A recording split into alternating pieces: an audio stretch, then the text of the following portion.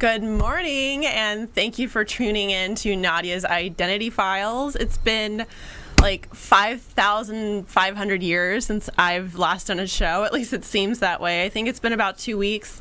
Last Tuesday was 4th of July. I did absolutely nothing, and it was glorious.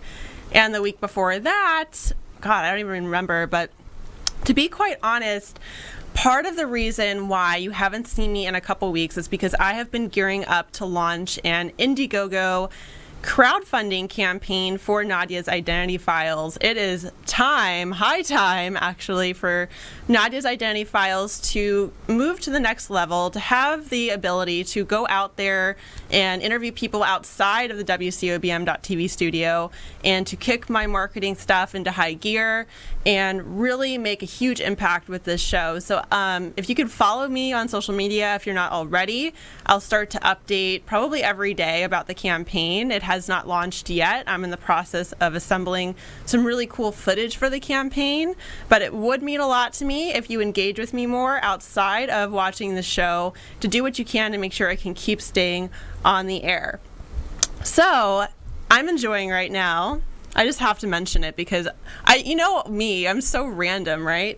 I'm enjoying some sponsored stripper water, and I'm sorry, but I do have to shout out Puppetry of the Penis, Harry Money's Erotic Museum in Las Vegas.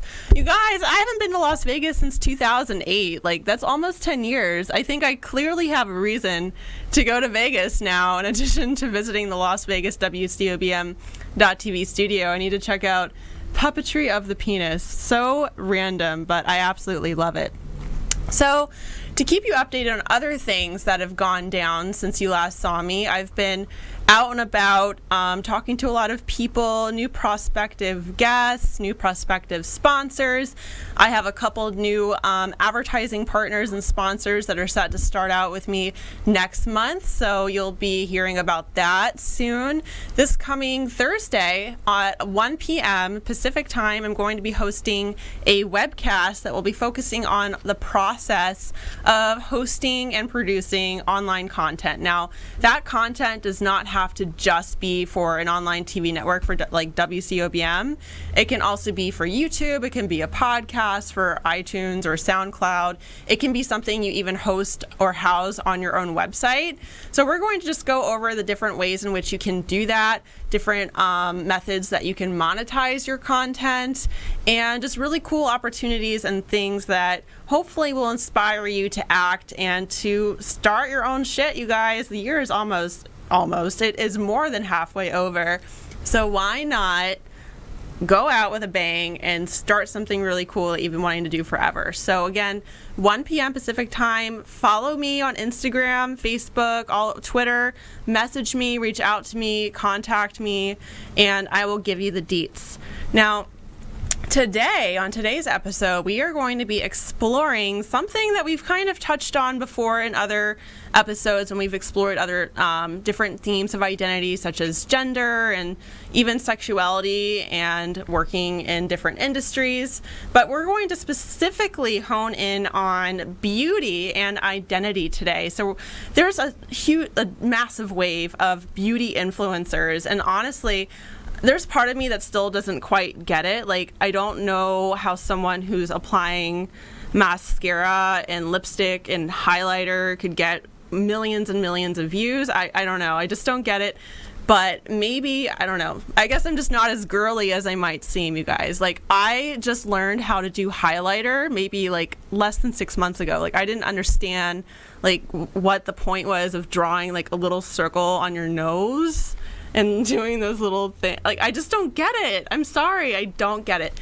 However, beauty is as ubiquitous as things go, as pervasive as things go in our society, in the good old United States, in the world, and there's so many different facets and aspects of beauty that have always fascinated me. I used to model.